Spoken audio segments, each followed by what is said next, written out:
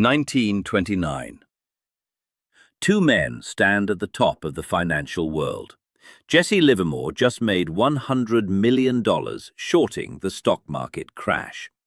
In today's money, that's over $1.4 billion. Abraham Germansky made a similar fortune. Different strategy, same result. Unimaginable wealth. Both men were geniuses at reading markets. Both had the courage to bet everything when they saw the opportunity. Both won. 7 years later, Jesse Livermore walked into the cloakroom of the Sherry Netherland Hotel in Manhattan. He put a gun to his head and pulled the trigger.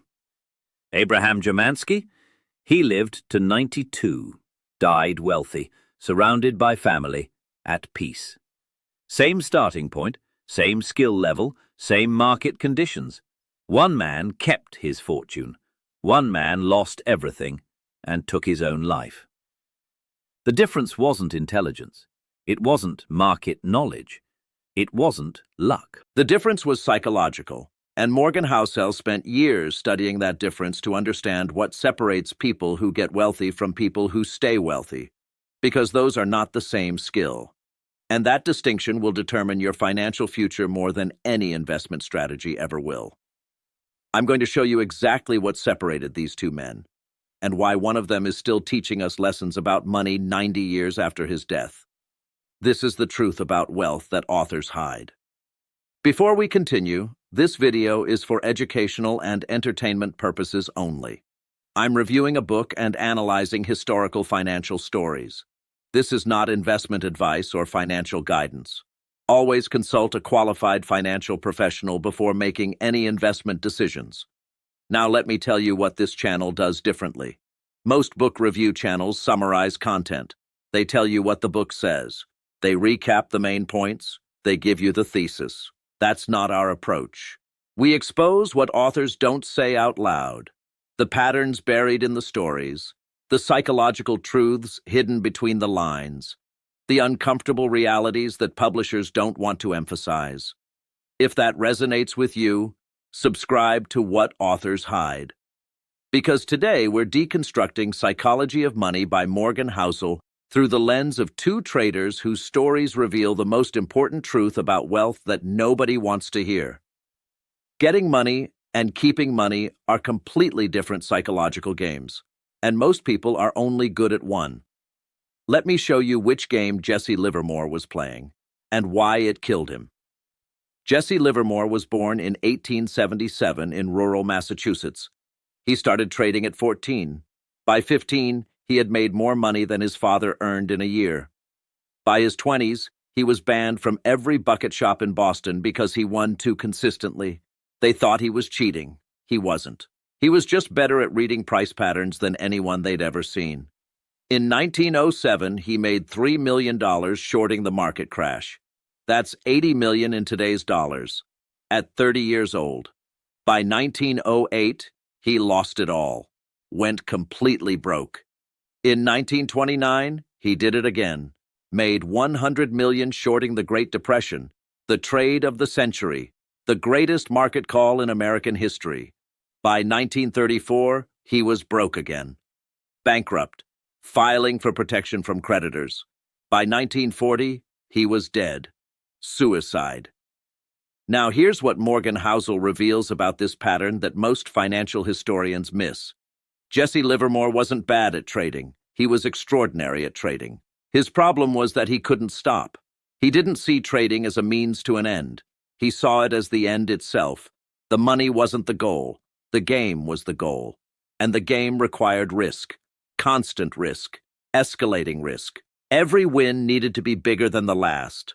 Every bet needed to be bolder. Every position needed to be more leveraged. Because the feeling he was chasing wasn't wealth. It was the rush of being right when everyone else was wrong. Housel doesn't explicitly say this in the book, but it's there in every story he tells about people who made and lost fortunes. The people who lose everything are almost never bad at making money. They're bad at knowing when to stop. And Jesse Livermore never learned to stop. He would make a fortune, then immediately put it at risk again, not because he needed more money, because he needed the feeling that making money gave him. This is the psychology of gambling, dressed up as investing. And it destroyed him. Because here's what nobody tells you about that kind of risk-taking. It works until it doesn't. And when it stops working, it stops violently.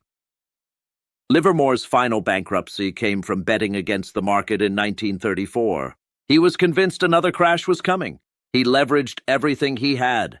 The crash didn't come. The market recovered instead. He lost everything. Not because he was wrong once, because he couldn't accept being wrong. So he doubled down, and doubled down again, until there was nothing left to bet. His suicide note said, "My dear Nina, can't help it. Things have been bad with me. I am tired of fighting, can't carry on any longer. This is the only way out. I am unworthy of your love. I am a failure. I am truly sorry, but this is the only way out for me." A failure. The man who made $100 million, who predicted the Great Depression, who was called the greatest trader who ever lived. He died thinking he was a failure, because he measured himself by his last trade, not his best trade. And his last trade was a loss. That's the psychology of someone who never separated getting money from keeping money. Now let me show you the opposite story. Abraham Germansky made his fortune the same way Livermore did, reading the market, taking bold positions, winning big in the 1929 crash. But here's where his story diverges. After making his fortune, Germansky did something Livermore never could. He stopped. He didn't stop investing. He stopped speculating. He moved his money into safe assets, bonds, real estate, diversified holdings. He didn't try to double his fortune. He protected what he had. And when people asked him why he wasn't trading anymore, he said something remarkable. "I have enough. Why would I risk what I have for more of what I don't need?" Read that again. Why would I risk what I have for more of what I don't need? That sentence contains the entire psychological difference between getting wealthy and staying wealthy. Livermore never asked himself that question. He never defined enough. So he never knew when to stop. Germansky asked himself that question early, answered it honestly, and built his life around that answer. Morgan Housel calls this the survival mindset versus the winning mindset. People with a winning mindset are optimizing for maximum return. They want to beat the market, beat their peers, beat their previous best. Every decision is about upside. How much can I make? How big can I win? People with a survival mindset are optimizing for maximum chance of not losing. They want to protect what they have, stay in the game, avoid catastrophic mistakes. Every decision is about downside. What's the worst that could happen? Can I survive it? Jesse Livermore had a winning mindset. Abraham Germansky had a survival mindset. And survival beats winning in the long game. Every single time. Because winning requires you to be right consistently. Survival just requires you to avoid being catastrophically wrong. And avoiding catastrophic mistakes is much easier than being consistently right. This is the hidden pattern in every wealth story Housel tells in the book. The people who stay wealthy are not the smartest. They're not the best investors. They're not the highest earners. They're the ones who learned when to stop, when to protect, when to say enough. That's a psychological skill, not a financial one. And it's the skill most people never develop, because developing it means giving up the game. Now here's where this gets uncomfortable. The psychological traits that make you good at getting money make you terrible at keeping money. Getting money requires risk-taking, boldness, confidence, optimism, a willingness to bet on yourself when everyone else thinks you're wrong. Keeping money requires caution, humility, paranoia, a constant awareness that you could lose everything. These mindsets are opposites, and most people can only operate in one mode. Jesse Livermore was permanently stuck in getting mode. Even after he had more money than he could spend in 10 lifetimes, he was still operating like someone who had nothing to lose. Abraham Germansky transitioned from getting mode to keeping mode, and that transition saved his life. Morgan Housel reveals this pattern in chapter after chapter, but he never states it this explicitly. The chapter on staying wealthy talks about paranoia, about tail events, about the importance of survival. But what he's really describing is a psychological mode shift, from offense to defense, from growth to protection, from winning to not losing. And most people never make that shift, because making the shift feels like giving up. It feels like you're admitting you can't win anymore, like you're settling, like you're no longer in the game. But that's the ego talking, not the math. The math says, once you have enough, every additional dollar of upside you chase exposes you to catastrophic downside you don't need. Let me make this concrete. Imagine you have $10 million invested. You're financially independent. You never need to work again. Your family is secure for generations. Someone offers you an investment opportunity, 50-50 chance. Either you double your money to 20 million or you lose everything. Expected value says take the bet. 50% chance of gaining 10 million. 50% chance of losing 10 million. The math is neutral. But psychology says, you're an idiot if you take that bet, because doubling your money from 10 million to 20 million doesn't meaningfully change your life. You were already financially free. 20 million just means you're more free, marginally. But losing everything changes your life catastrophically. You go from financially independent to broke, from secure to starting over. The downside is asymmetric, and no rational person risks catastrophic downside for marginal upside. But Jesse Livermore took bets like that his entire life, because he wasn't measuring outcomes rationally. He was measuring them emotionally. He needed the rush, the validation, the identity of being the greatest trader alive, and that need killed him. Abraham Germansky measured outcomes rationally. He had enough. He stopped. He protected. And he lived a long, peaceful, wealthy life. This is the paradox that destroys most wealthy people. The traits that got them wealthy prevent them from staying wealthy. And they can't turn those traits off, because those traits are part of their identity. Now let me show you the deepest pattern Morgan Housel reveals in this book, the pattern he hints at but never fully exposes. Your relationship with money is not about money. It's about identity. Jesse Livermore's identity was, I am the greatest trader in the world. That identity required him to keep trading, to keep taking risk, to keep proving he was the best. If he stopped trading, he stopped being Jesse Livermore. He became just another rich guy, and his ego couldn't tolerate that, so he kept playing. Even when the rational move was to quit, even when he had everything to lose and nothing meaningful to gain, because quitting meant losing his identity, and losing his identity felt worse than losing his money. This is the trap that catches almost everyone who gets wealthy through skill. Athletes, entrepreneurs, traders, executives, entertainers. They build an identity around being the best, and that identity requires them to keep performing, keep competing, keep proving. They can't step back, because stepping back means admitting they're not the best anymore. So they keep going, past their prime, past the point of diminishing returns, past the point of safety, and they lose everything. Not because they're not skilled, because their identity won't let them stop. Abraham Germansky didn't have that trap. His identity wasn't wrapped up in being the greatest trader. His identity was wrapped up in being secure, being smart, taking care of his family. So when he had enough to be secure forever, he stopped. Because stopping aligned with his identity. No internal conflict, no ego battle. Just a clean decision based on outcomes. This is the psychological shift that Housel describes throughout the book but never names explicitly. Successful wealth building requires you to decouple your identity from your tactics. You are not your job.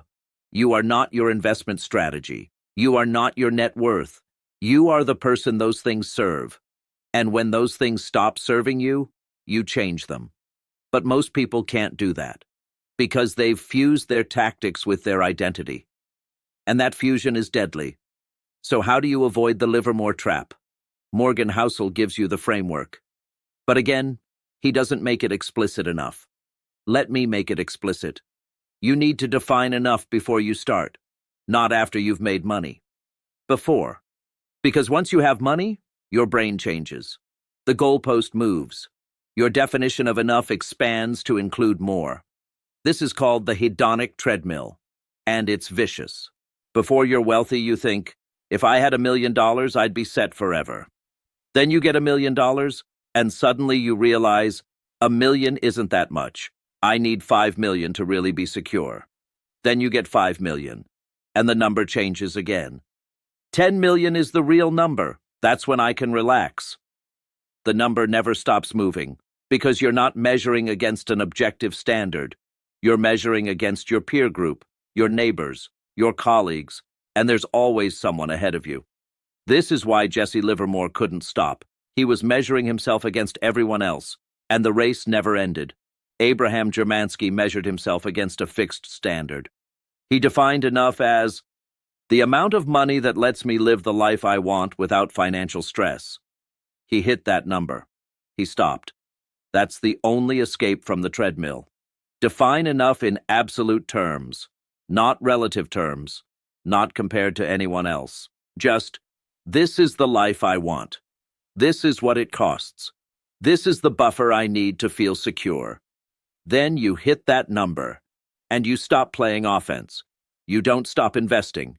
You stop speculating. You move from risk-seeking to risk-avoiding, from growth to preservation. This is the shift that saves lives. But most people never make it, because making it requires letting go of the status race. And the status race is addictive. Here's what Morgan Housel doesn't say explicitly but proves through every story in the book. The person who dies with the most money didn't win. The person who lived the most free died having won. Jesse Livermore died with nothing. But even if he had died with $1 billion, he would have lost. Because he was never free. He was always chasing, always stressed, always measuring himself against the next trade. He had wealth. He never had freedom. Abraham Germansky had both. He had enough money to never worry. And he had the psychological freedom to stop playing games he didn't need to play. That's winning. And this is the pattern that runs through every chapter of Psychology of Money. Money is a tool for buying freedom. But most people spend money buying status. And status is a trap that destroys freedom. The expensive car, the big house, the luxury lifestyle. These things signal wealth. But they don't create freedom. They create obligations. You have to maintain them, insure them, upgrade them, work longer to afford them. You traded freedom for the appearance of wealth. And that trade is the worst financial decision you can make. Jesse Livermore made that trade his entire life. He needed to look like the greatest trader in the world, so he kept taking risks he didn't need to take. Abraham Germansky never made that trade. He didn't need anyone to know he was wealthy. He just needed to be secure, and security gave him freedom. This is the invisible lesson of the book. The goal isn't wealth. The goal is freedom, and wealth is only useful if it buys freedom. If your wealth creates stress, obligation, comparison, or identity dependence, you don't have wealth. You have an expensive prison. And that prison will kill you. Maybe not literally like it killed Livermore, but psychologically, emotionally, it will steal your peace. Abraham Germansky kept his peace. Jesse Livermore lost his. That's the difference that mattered. Psychology of Money is not a book about investing. It's a book about knowing when to stop. When to protect, when to say enough, when to shift from getting to keeping. And the stories of Jesse Livermore and Abraham Germansky illustrate that lesson more powerfully than any investment strategy ever could. Same skill, same opportunity, same starting point, different psychology, different ending. One man couldn't stop. One man knew when to stop. And that difference determined everything. If you take one thing from this video, take this. Getting money is a skill. Keeping money is a different skill. And most people only develop one. The question you need to answer is, Which skill do you have? And which one do you need to learn? Because your financial future depends on your answer. Now I want to hear from you. Which psychological trap resonates most? The identity trap? The inability to define enough? The winning versus survival mindset? Leave a comment. Tell me which pattern you see in yourself or people you know. If you're not subscribed to What Authors Hide, subscribe now. Every week we expose the truths that authors bury between the lines, the psychological patterns, the uncomfortable realities, the lessons publishers don't want to emphasize. Next week, we're covering Thinking Fast and Slow by Daniel Kahneman. And the angle is this: your brain is not designed to make you happy. It's designed to make you survive. And those are very different goals. If today's video changed how you see wealth, that one will change how you see yourself. I'll see you there.